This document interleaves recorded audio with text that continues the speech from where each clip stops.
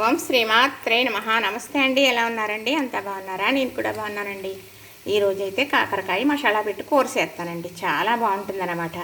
అది ఎలాగంటే కాకరకాయలండి. ఇవి పావు కేజీకి కొంచెం ఎక్కువ.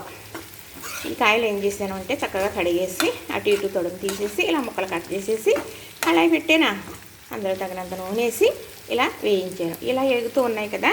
ఇప్పుడు మరి మసాలా కూర కదా, కాకరకాయతో మసాలా కూర అయితే కావాల్సింది ఉప్పు, కారం, పసుపు, అలానే పచ్చిమిర్చి, అలానే కొంచెం కొబ్బరి, కొత్తిమీర, ఉల్లిపాయ, నూరుకున్న మసాలా ముద్ద అది కూడా వేసి చూపిస్తాను. ఇప్పుడైతే మిక్సీ గిన్నె తీసుకున్నాను. ఇందులో ఈ కొబ్బరి వేసేసుకుంటున్నానండి.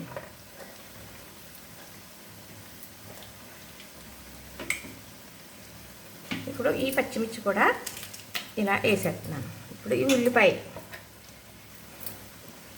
ఇది నేను గరంగరంగా పడతానండి, అంటే మెత్తగా పట్టకూడదు, అలా బాగోదని చెప్తాను కదా. ఇప్పుడు ఇది కొంచెం గొర్గా పడతాను.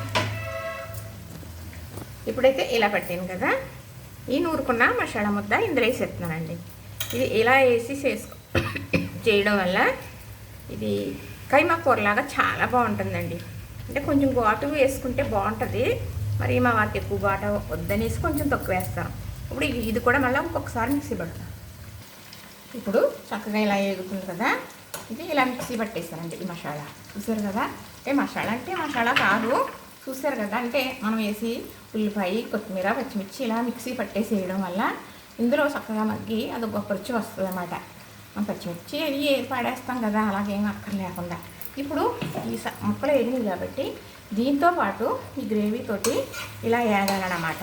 వేగితే అప్పుడు మంచి రుచి వస్తుందండి. ఇంత వేసుకుంటే అన్నం అంతా తినేయచ్చు, కానీ ఇందులో చేదనేది అసలు అనిపించదు, కానీ తిని కొద్దీ తినాలనిపిస్తుందన్నమాట. ఈ కూర చాలా బాగుంటుందండి. నాకు ఎవరో తెలిసిన నేస్తం చెప్పారు ఒకసారి, ఒక 7-8 ఏళ్ళ కిందట. అప్పటి నుంచి ఇలా చేస్తానమాట.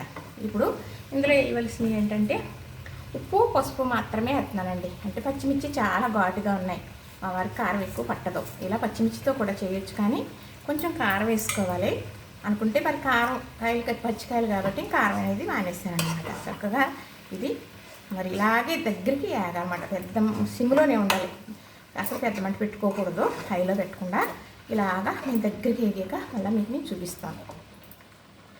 ఇప్పుడు కరివేపాకు కూడా వేసానండి. 4 రబ్బలు చూసేసాను, చిన్నవేలేండి.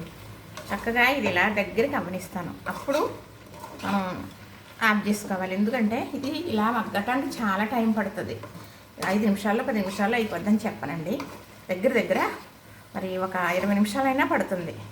ఇది ఇలాగా నేను అనుకున్నట్టుగా అవ్వాలి అంటే అప్పుడే కానీ రుచి బలం. అందులో చేదు అందులో ఉంటుంది, కానీ మనకు అర్థం అంత తెలియదు, కానీ రుచి అయితే చాలా బాగుంటుంది. ఇంకొంచెం వేస్తే బాగుండు అనిపిస్తుంది అన్నమాట. ఇలాగా మనం కాకరకాయ చేదు కదా తినలేము అనుకుని భయపడతారు. కాకరకాయ అనేటప్పటికి అమృతంతో సమానం అండి, దేవుడిచ్చిన సంజీవం అది మనకి. నిజంగా చెప్పాలి అంటే ఎలాగా చేసుకున్నా మనం కాకరకాయ అనేది తినాలి. ఇలా చేసుకున్నాం అనుకోండి, చక్కగా మళ్ళా చేసుకోవాలి అనిపిస్తుంది. ఏ కూర వండుకున్నప్పటికీ కూడా ఇలా 2 కాకరకాయలు చక్కగా ఇలాగ కోసేసి పొయ్యి మీద పెట్టిన తర్వాత అలా మగ్గుతూ ఉంటుండగా ఉల్లిపాయ, 2 పచ్చిమిరపకాయలు, 1 పచ్చిమిరపకాయ వేసుకుని, మరి నేనైతే మసాలా ముద్ద వేసాను కదా, అల్లం ముక్క, చిన్న ముక్క, అలాగే ఒక 4-5 వెల్లుల్లి రేఖలు, కొంచెం జీలకర్ర, కొంచెం ధనియాలు మిక్సీ పట్టేసేసి ఈ ఉల్లిపాయ, పచ్చిమిర్చి, కొత్తిమీర ఇవి ఉంటే కొబ్బరి వేసుకోండి, లేదంటే పర్వాలేదు. కొబ్బరి వేయాలని లేదు, కానీ వేస్తే కమ్మదనం మనకు కొంచెం గ్రేవీ కూడా కలిసి వస్తుంది అనమాట. కొబ్బరి ఉల్లిపాయ వల్ల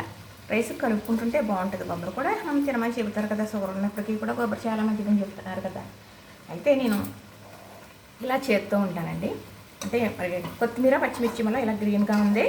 మరి పచ్చిమిర్చి తక్కువ వేసి కొత్తిమీర కూడా తక్కువ వేస్తే, కొంచెం కారం వేస్తే కొంచెం ఇది కైమా కలర్లా ఉంటుంది. ఆ కలర్ కావాలని మనకు అవసరం లేదు కదా. ఇలాగున్నా కూడా మనకు ఆరోగ్యం కాబట్టి ఎక్కువ కొత్తిమీరతో చక్కగా ఇలా చేశానండి. చూసారు కదా.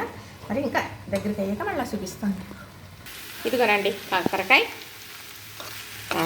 మసాలా కూర చూసారు కదా.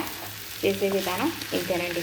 ఇది రైస్ కలిపితే చాలా బాగుంటుంది. చపాతీకి అది బాగుంటుంది అని చెప్పను, కానీ ఓన్లీ రైస్కి మాత్రం బాగుంటుంది. మరి కాకరకాయ తినాలన్నవారు ఇలా చేసుకుని తింటే మరి హ్యాపీగా తినగలుగుతారని చూపించానండి. ఇంతకుముందు కూడా పెద్ద వీడియోలు చేసి పెట్టానండి, చాలా రకాలుగా చేసి పెట్టాను. కష్టాల ఫలితం అనేది లేదు, కానీ ఆ వీడియోలు కూడా డిలీట్ అయిపోయాయి.